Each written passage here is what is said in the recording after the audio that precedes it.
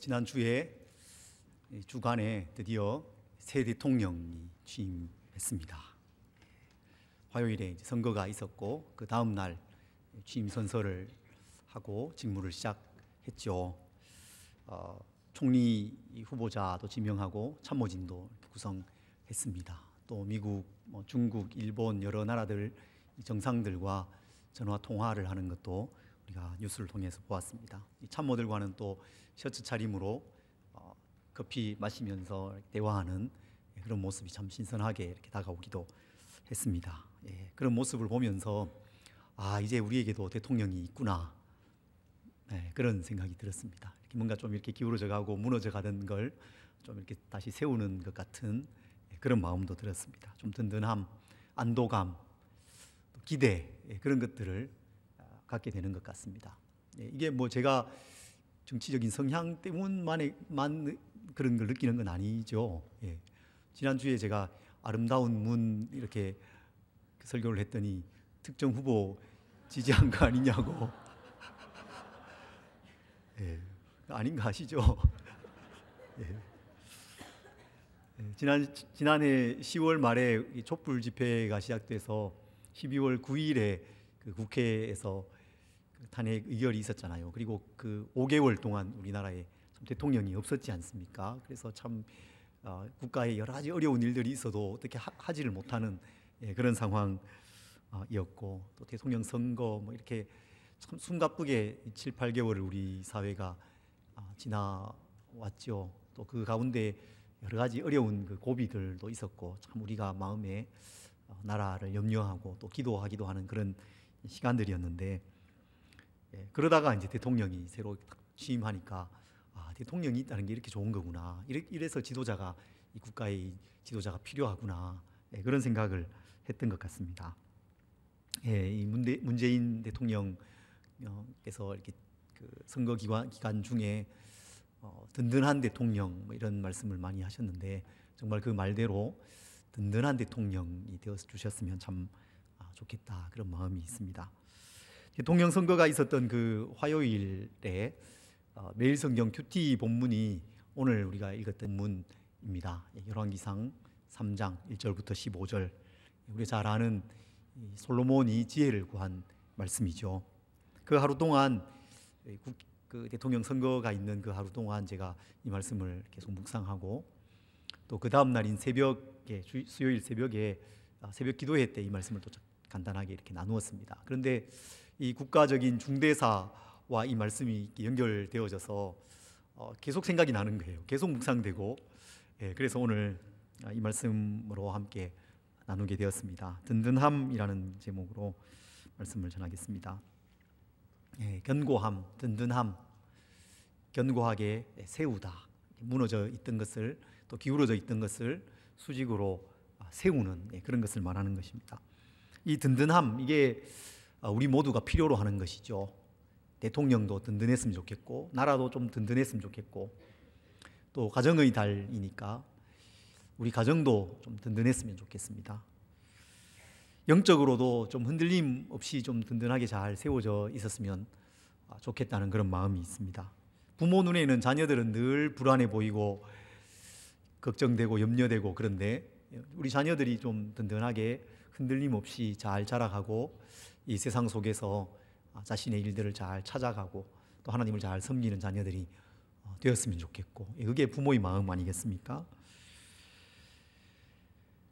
뭔가 이렇게 불안하고 위태롭고 무너지는 그런 상황을 좋아할 사람은 없을 것입니다. 때로는 그럴 수도 있죠. 일시적으로 그럴 수 있습니다. 또 변화의 과정에서 그런 것들이 또 필수적으로 이렇게 지나가야 되는 그런 과정일 수도 있습니다. 그러나 그것이 오랫동안 지속되고 계속해서 뭔가 불안하고 그런 걸 좋아하는 사람은 없는 것입니다. 그런 혼란이 지나간 후에, 그런 일시적인 흔들림이 있은 후에는 든든함이 찾아오고 견고함이 찾아오기를 모두가 원하는 것이죠.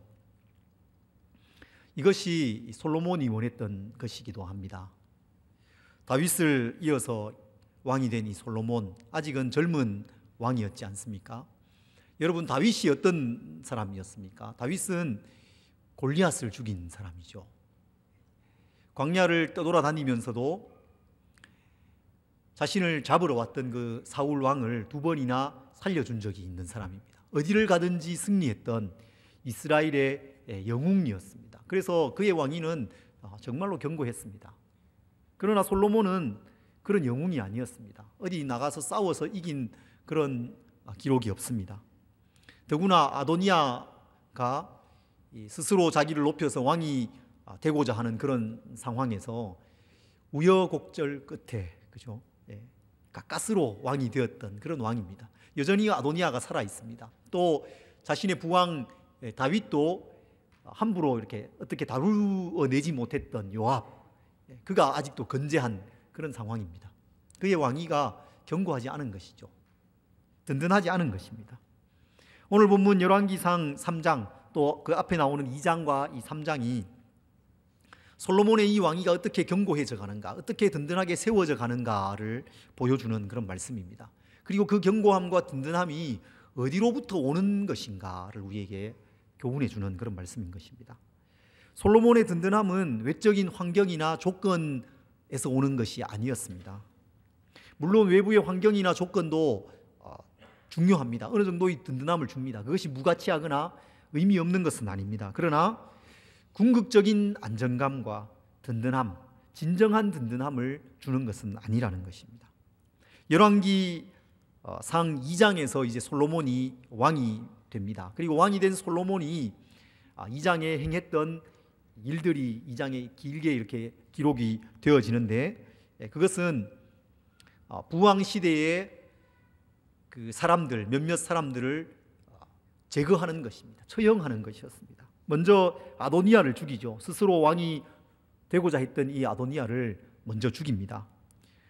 그를 처음에는 이렇게 살려주었는데 이 사람이 다윗의 그 후궁이라고 할 수 있죠. 노년의 다윗을 돌보았던 아비삭이라는 여인을 자신의 아내로 맡게 해달라고 그 솔로몬의 어머니 밧세바에게 가서 청하거든요.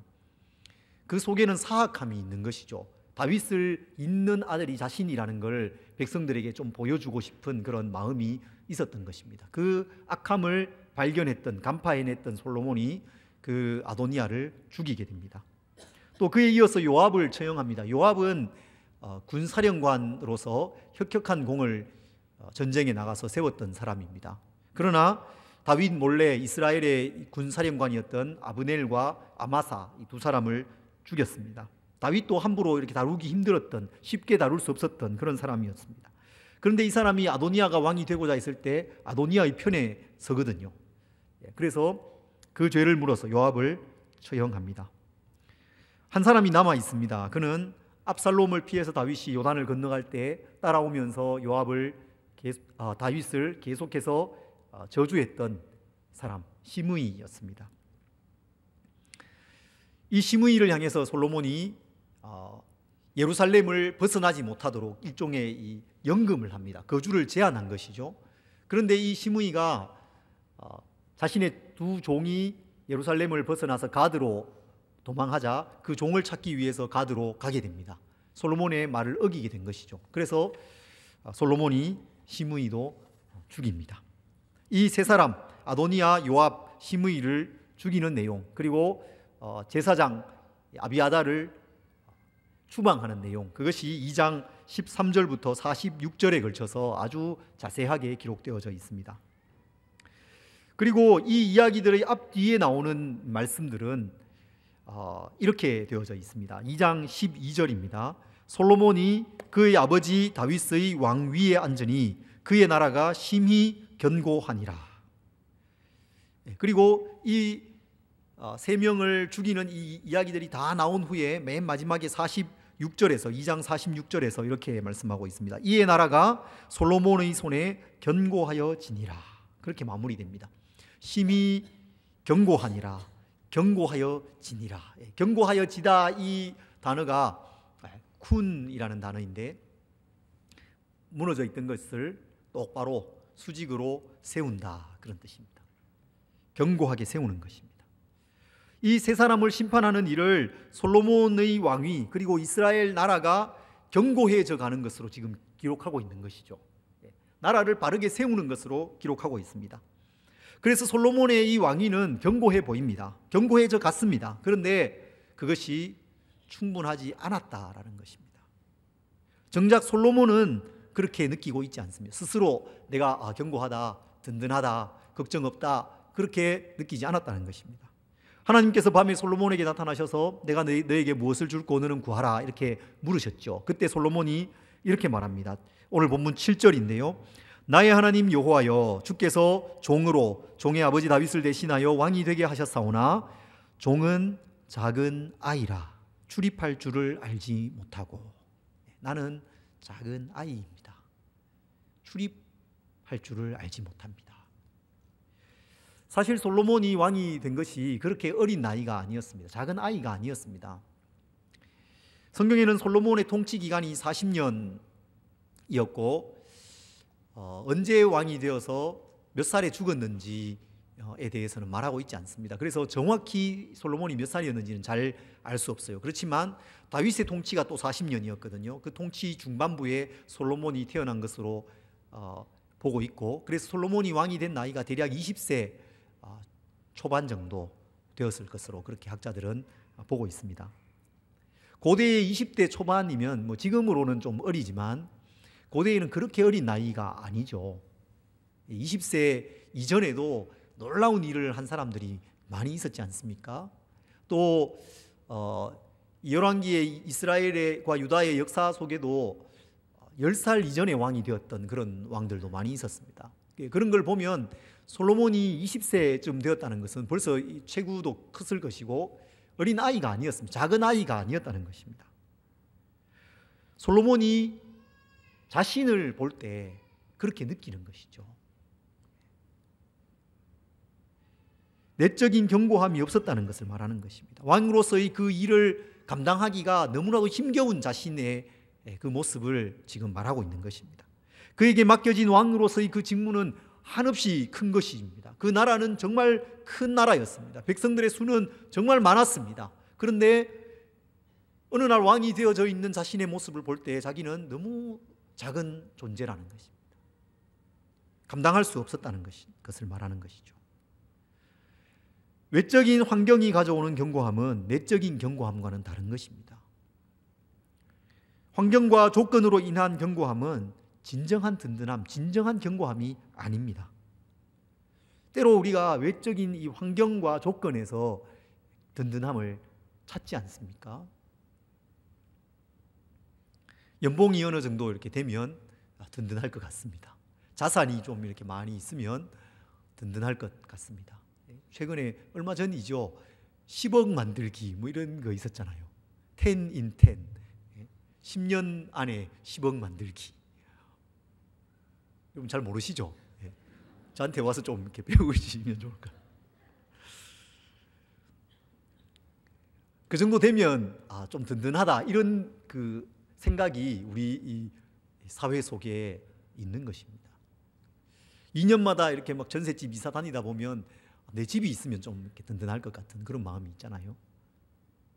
우리 각자에게 그런 것이 있습니다. 몸이 좀 약한 아픈 사람들은 몸이 좀 건강해지면 든든할 것 같고, 여러 가지 문제들, 자녀들의 문제가 있으면 자녀가 좀 이렇게 잘 자신의 삶을 잘 이렇게 개척해 가면 든든할 것 같고, 그런 것들이 있습니다.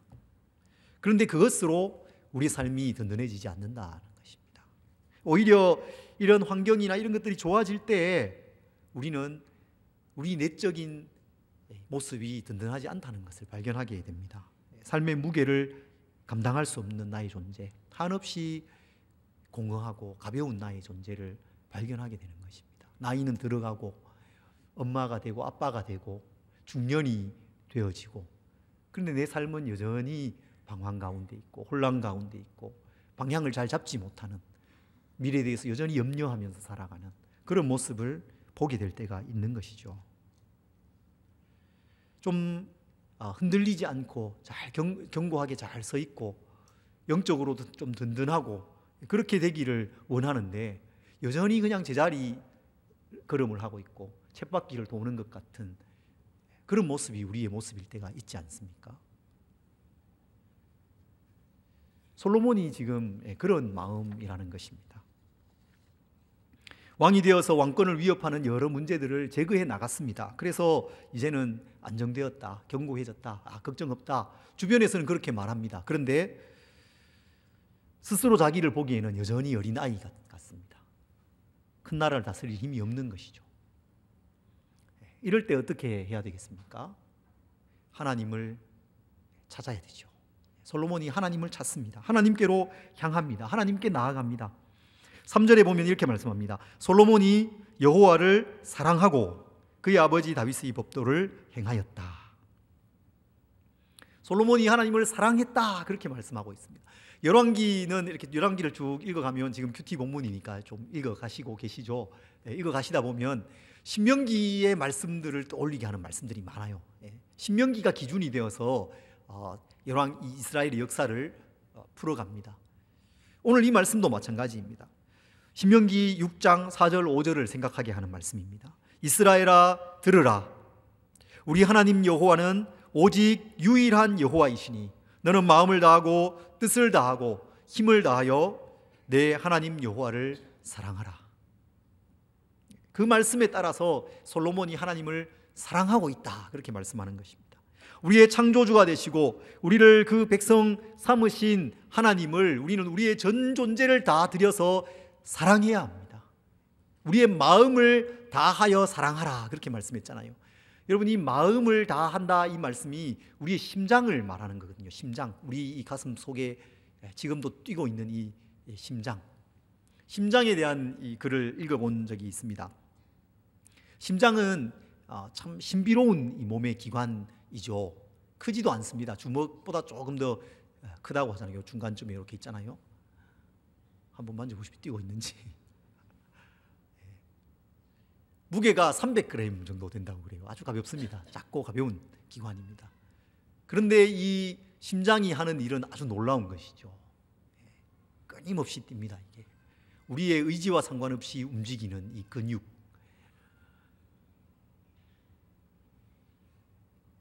평생 동안 25억 번 뛴다고 그럽니다. 25억 번.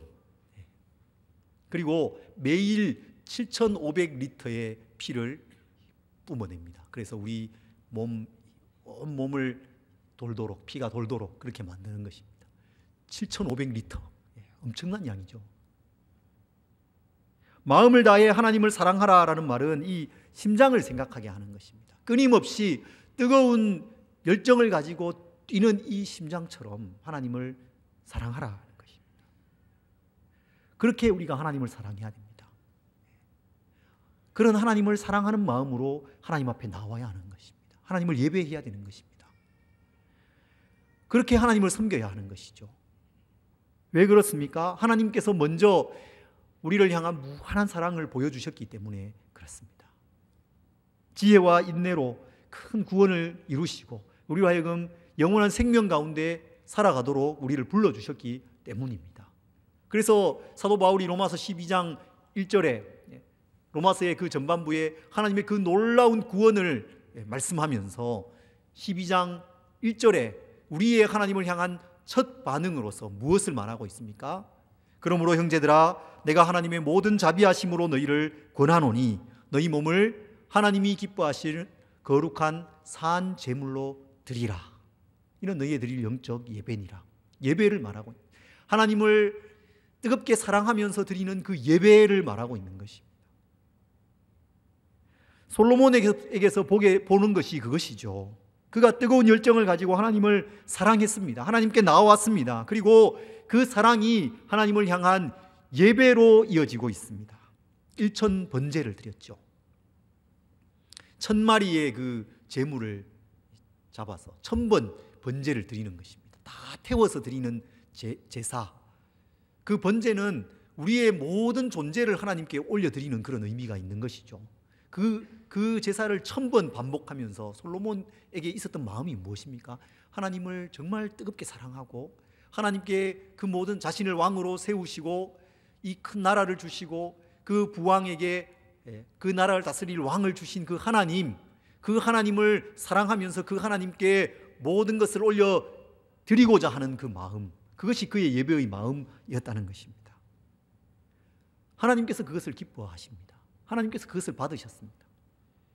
그 뜨거운 심장을 받으신 것입니다. 그 예배를 받으신 것입니다. 그래서 하나님께서 그 자신을 솔로몬에게 나타내 보이셨죠. 만나 주셨습니다.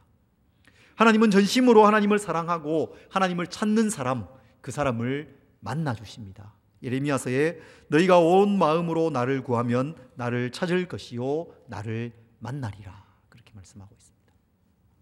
우리가 잘 아는 말씀이죠. 요한복음에는 나의 계명을 가지고 지키는 자라야 나를 사랑하는 자니 나를 사랑하는 자는 내 아버지께 사랑을 받을 것이요 나도 그를 사랑하여 그에게 나를 나타내리라. 주님께서 그 자신을 나타내 보여주실 것이다, 그렇게 말씀했습니다. 하나님께서 솔로몬에게 자신을 나타내셨습니다. 말씀해 주시고 찾아오신 것입니다. 물으셨죠. 내가 내게 무엇을 줄고 너는 말하라.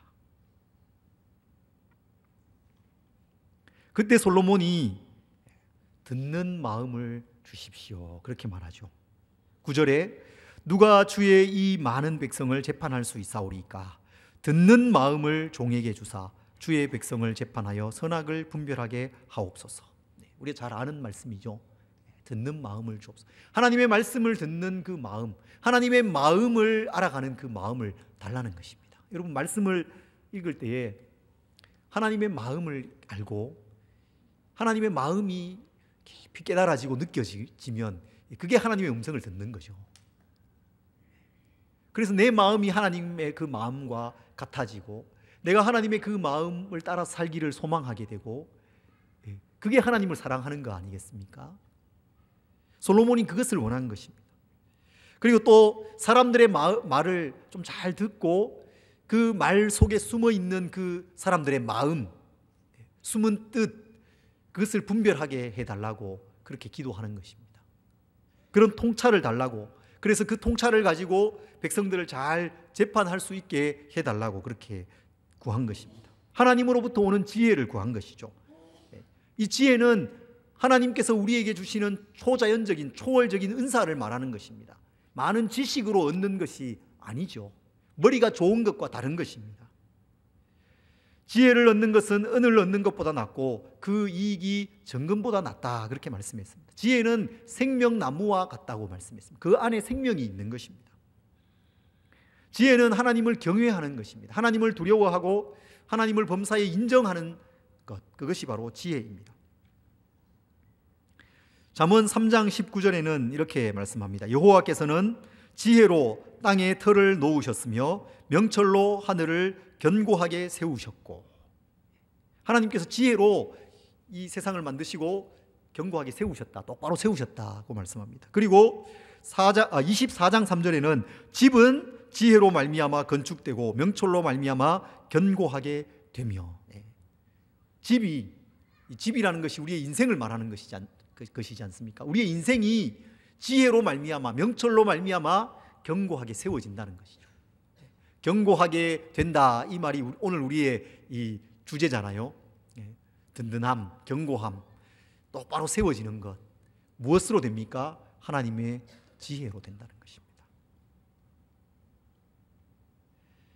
이 혼란하고 복잡한 시대에 이 흔들리는 이 세상 가운데 살아가는 우리가 어떻게 이 세상을 살아갈 수 있습니까? 하나님의 지혜가 우리에게 필요한 것입니다. 하나님으로부터 지혜를 구해야 됩니다.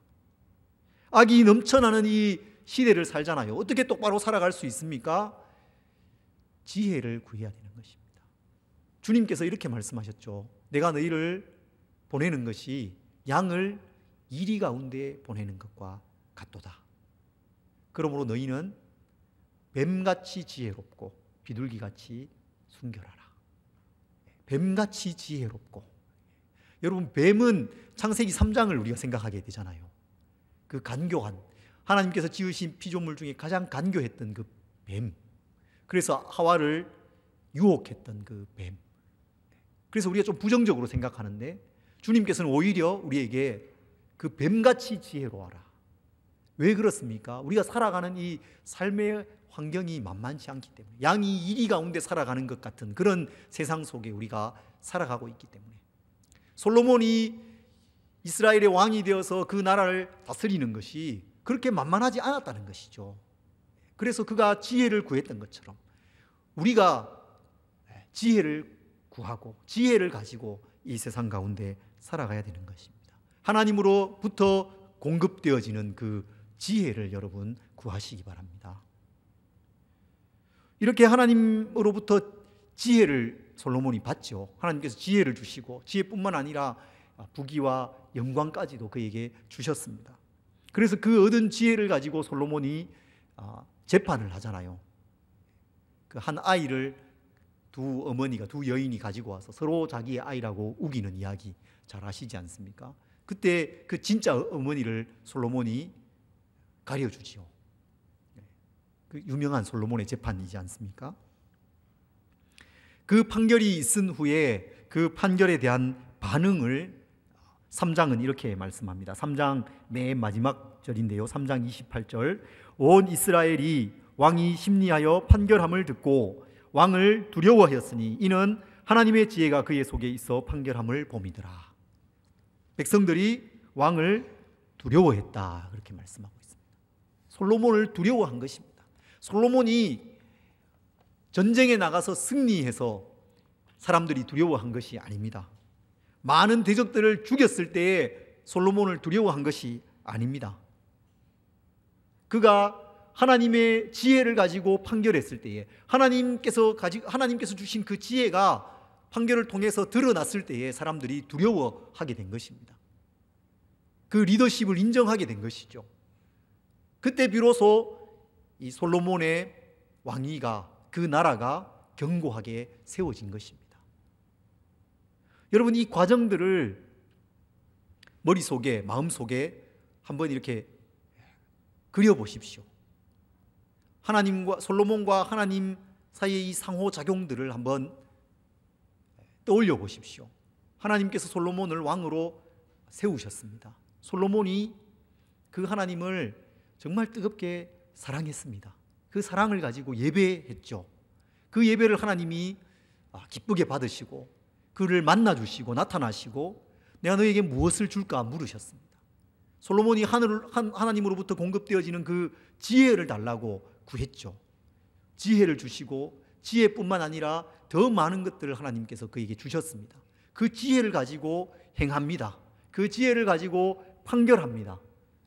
그때 백성들의 마음속에 두려움이 생기고 이스라엘 나라가 견고하게 세워졌습니다. 이런 과정들을 이렇게 쭉 마음에 좀 품으시고 이 가운데 나에게 좀 부족한 것은 무엇인가? 내가 하나님 앞에 어떻게 나아가야 할까? 하나님께 한번 물어보시기 바랍니다. 하나님께서 주시는 그 견고함이 그런 가운데 오는 것입니다. 똑바로 세워지는 그런 삶, 그것이 우리에게 주어진다는 것입니다. 여기서 말씀을 마무리하면 참 좋으시겠죠. 짧기도 하고 깔끔하게 이렇게 딱 끝내면 참 좋아하실 것 같아요. 참 말씀 깔끔하고 너무 좋았습니다. 이렇게 저에게 밥 먹을 때 이렇게 말씀하실 분이 계실지도 모르겠습니다. 그런데 오늘은 그렇게 끝낼 수 없습니다. 끝낼 수 없는 무엇인가가 오늘 본문에 있습니다. 솔로몬의 이 왕위가 이렇게 견고해져 가는 이 과정 속에 그 견고함을 흔들고 그 든든함을 무너뜨리는 문제들이 숨겨져 있습니다. 3장 1절을 여러분 한번 보십시오. 솔로몬이 애굽의 왕 바로와 더불어 혼인관계를 맺어 그의 딸을 맞이하고 다윗성에 데려다가 두고 자기의 왕궁과 여호와의 성전과 예루살렘 주위의 성의 공사가 끝나기를 기다리니라. 솔로몬이 애굽 왕 바로의 딸을 아내로 맞이했다는 그런 언급을 하고 있습니다. 또 2절 3절을 보십시오. 그때까지 여호와의 이름을 위하여 성전을 아직 건축하지 아니하였으므로 백성들이 산당에서 제사하며 솔로몬이 여호와를 사랑하고 그의 아버지 다윗의 법도를 행하였으나 산당에서 제사하며 분향하더라. 산당 제사에 대해서 또 언급하고 있습니다. 바로의 딸과의 결혼, 또 산당 제사 이런 것들을 지금 이야기하고 있는데 뭐 그다지 이렇게 부정적으로 얘기하고 있지 않죠. 그냥 그런 사실을 쭉 이렇게 이야기해 나가는 것 같습니다. 그런데 잘 읽어보면요, 이게 그냥 넘어가지지가 않습니다. 그냥 넘어갈 문제가 아닙니다. 지금 이 열왕기상 2장 3장은 솔로몬이 왕이 된 솔로몬이 그 나라를 견고하게 만들어가는 과정을 지금 서술해 가고 있는 거거든요, 열왕기가. 그리고 그렇게 견고해진 이 솔로몬이 하나님을 향한 더 뜨거운 사랑을 가지고 성전을 건축하는 내용이 그 뒤에 또 이어집니다. 그 성전에 하나님께서 영광 가운데 임하십니다. 그래서 그 솔로몬이 그 하나님의 영광을 바라보면서 기도하는 내용, 봉헌 기도, 그런 내용들이 이 열왕기상 앞부분에 이렇게 쭉 나오거든요. 지금 솔로몬이 얼마나 놀라운 왕이었는지, 하나님을 사랑하는 왕이었는지, 지혜로운 왕이었는지를 지금 이 열왕기가 기록해 가고 있는 중입니다. 솔로몬을 칭찬하고 있는 거예요. 그래서 굳이 이 열왕기 기자가 솔로몬을 디스하지 않는 거죠. 굳이 지금 흠을 잡지 않고 좀 참아주는 거예요. 근데 참긴 참는데 그냥 참는 게 아니고 이게 막 부글부글 끓어오르는데 억지로 참고 있는 겁니다. 억지로. 그런 분위기입니다. 열왕기상 11장에 가면 이 솔로몬에 대한 기록이 마무리되거든요. 그 부분에 가면 이 문제를 그냥 넘어가지 않습니다. 아주 신랄하게 지적합니다. 열왕기상 11장 1절부터 3절에 이렇게 말씀합니다. 솔로몬 왕이 바로의 딸 외에 이방의 많은 여인들을 사랑하였으니 곧 모압과 암몬과 에돔과 시돈과 헷 여인이라. 여호와께서 일찍이 이 여러 백성에 대하여 이스라엘 자손에게 말씀하시기를 너희는 그들과 서로 통혼하지 말며 그들도 너희와 서로 통혼하게 하지 말라. 그들이 반드시 너희의 마음을 돌려 그들의 신들을 따르게 하리라 하셨으나 솔로몬이 그들을 사랑하였더라. 왕은 후궁이 700명이요 첩이 300명이라. 그의 여인들이 왕의 마음을 돌아서게 하였더라. 7절과 8절은 이렇게 말씀하고 있습니다. 솔로몬이 여호와의 눈앞에서 악을 행하여 그의 아버지 다윗이 여호와를 온전히 따름같이 따르지 아니하고 모압의 가증한 그모스를 위하여 예루살렘 앞 산에 산당을 지었고 또 암몬 자손의 가증한 몰록을 위하여 그와 같이 하였으며 그가 또 그의 이방 여인들을 위하여 다 그와 같이 한지라. 그들이 자기의 신들에게 분향하며 제사하였더라. 바로의 이 딸과의 결혼은 시작에 불과했습니다. 수많은 이방 여인과 결혼합니다.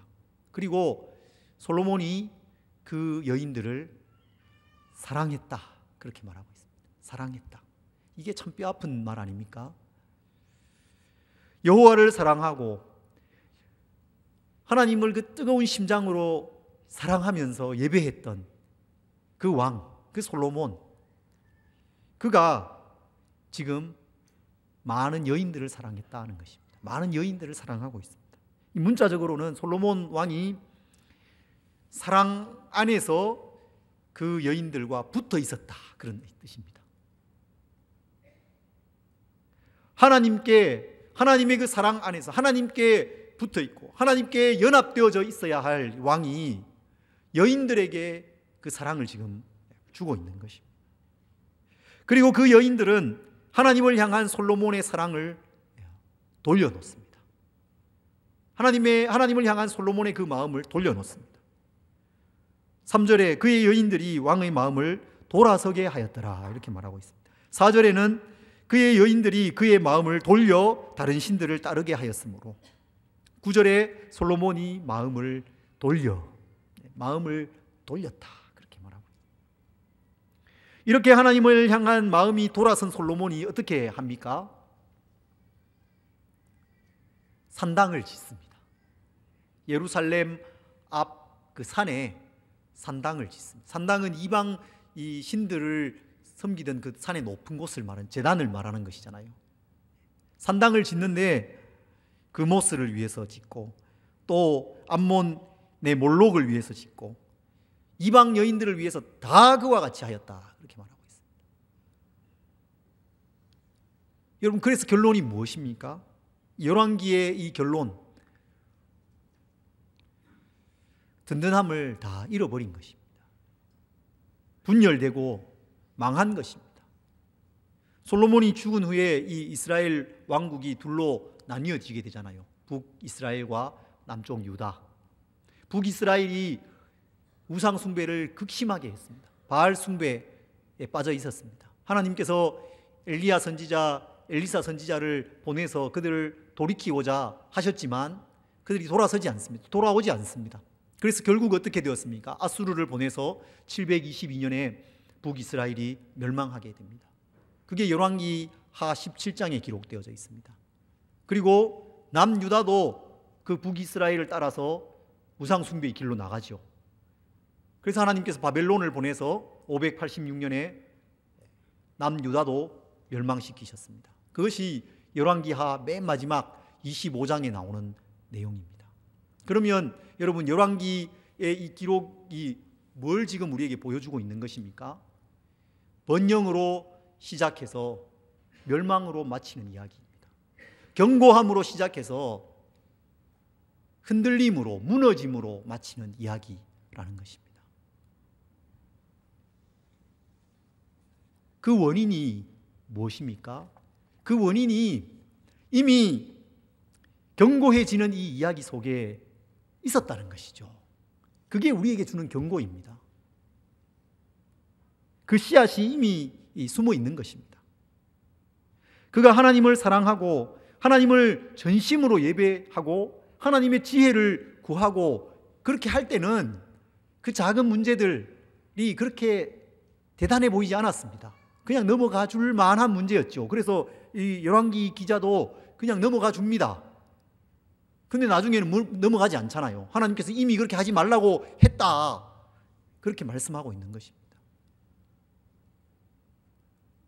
그 문제들을 제거하지 않고 그 삶 속에 지속적으로 허용했을 때에 그 문제들이 점점 더 커져가는 것입니다. 그래서 그 솔로몬의 존재까지도 삼켜버리는 것이죠. 그 나라까지도 삼켜버렸습니다. 다 무너뜨려 버렸습니다. 그토록 견고했고 그토록 지혜로웠던 왕이 다 무너져 버렸다는 것입니다. 맹수를 키우는 것과 같은 것이, 여러분, 죄가 그런 것입니다. 작은 것이 우리 속에 들어와도 그것을 계속해서 허용하고 그것을 즐거워하고 그렇게 하면 맹수가 자라는 것과 같습니다. 처음에는 고양이 같죠. 그래서 먹이도 주고 쓰다듬어 주기도 하고, 그런데 호랑이가 되어서 우리를 삼켜버리는 것이죠. 무서운 것입니다. 우리에게 이런 문제들이 있지 않는지 살펴보아야 합니다. 우리 삶을 깊이 살펴보아야 합니다. 하나님의 말씀의 빛 앞에 서서 하나님의 말씀이 살아있고 활력 있는 말씀이지 않습니까? 우리의 마음을 감찰하는, 심령과 골수를 쪼개기까지 하는 그런 말씀, 그 앞에 우리가 서야 되는 것입니다. 그리고 하나님 앞에 합당하지 않은 것이 있지 않는지, 특별히 우리의 이 삶에 하나님과의 이 교제의 삶의 기본들을 살펴보아야 됩니다. 하나님을 정말 전심으로 사랑하고 있는가? 하나님을 사랑하는 것에 방해가 되는 것이 나에게 있지 않는가? 하나님을 예배하는 삶에 방해가 되는 것들이 있지 않는가?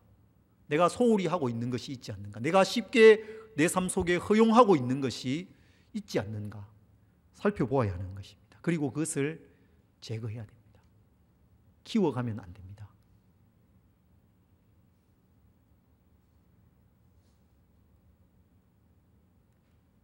오늘 말씀은 우리에게 견고함이 어떻게 우리에게 주어지는지를 말씀해 주고 있죠.